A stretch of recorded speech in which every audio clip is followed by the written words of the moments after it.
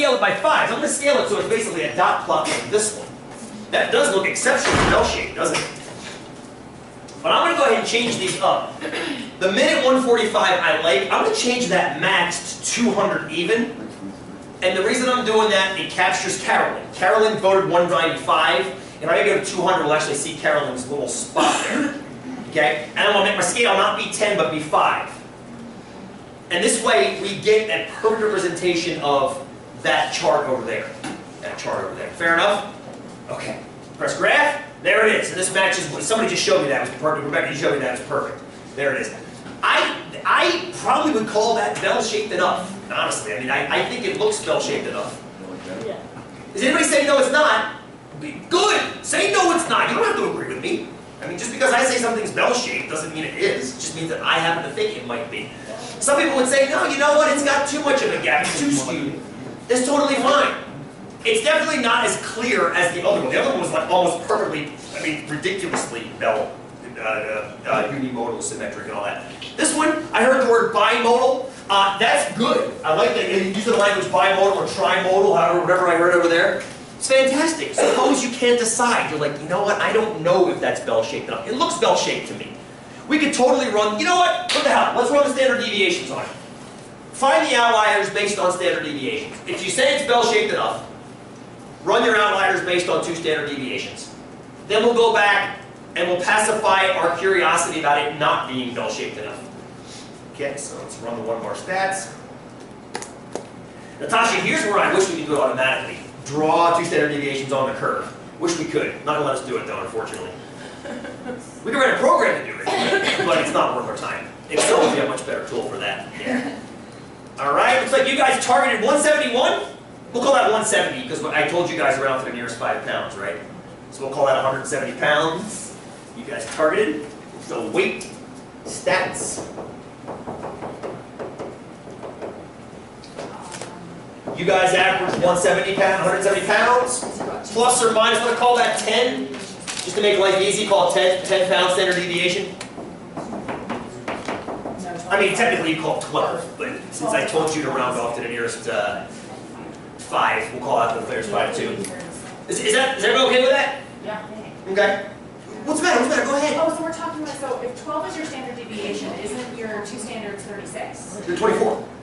So you're counting your... 12 and 12. So 24 up, 24 down. Don't we start at 12? You start at the average.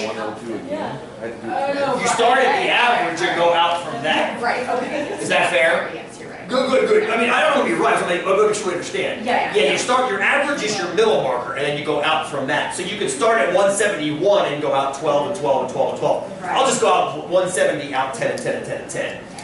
Just FYI, before I answer Lauren's question, I want to get this question answered, of course.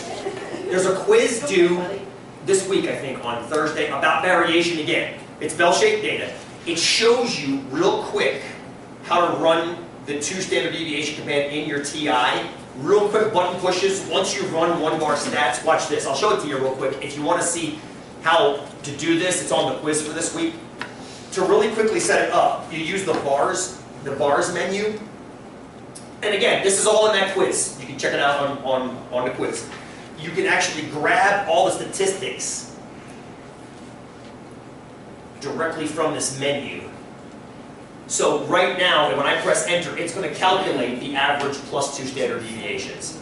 So technically speaking, I should round that to 195. Rather than rounding the average to 170 and the standard deviation to 10 and then calculating, I've made 2 rounds here versus 1 round if I just do it here. Does that make sense? So technically speaking, the top of 2 standard deviations would be 195 pounds. I would have gotten, what, 190 pounds here. And you can see how that would be different because, Carolyn, you would pop out of the range, but you wouldn't be an outlier if you do it this way.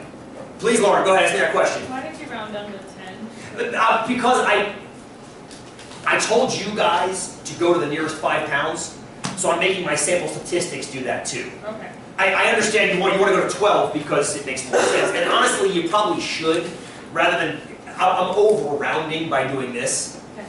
So technically speaking, you'd want to go this to 171 and this to 12, Yeah. and then round the result of the calculation to the nearest 5, Oh, which would be 195 pounds. Okay. Does that make sense? Don't worry about that. I mean, because after you learn the stuff from the quiz for this week, you'll be like, always going to do it like this because it's easier. And then the beautiful thing about that is you can press second enter and then just change that to a minus. And there's your Kind low of ball. low. There's your low ball. So it looks like if we round that to the nearest 5, it'd be 150, I think. Yeah, barely 150. Which means, actually, yeah, Lauren, your 145 was a little bit low, but it looks like a minus 150 was not. Okay. And this, again, is arguable. I mean, these are man-made rules. These are the fence posts that we have made, blah. Somebody can say that rounds to 150, so Maya is unusual because she's in that 150. You can fist fight about that all you want. But all we know is, it looks like Lauren's 145 was outside of the normal range. Fair enough? Is that fair? Go ahead, good. I was just saying, so what if we're saying that it isn't bell-shaped? Great. That's the next point is, okay, that pacifies those of us that say we think the curve was bell-shaped enough. Love it. Fantastic. What if it's not? What if you say that graph is not bell-shaped enough? Well, here is a method for that too. Let's actually start and stop again here. And this works great if you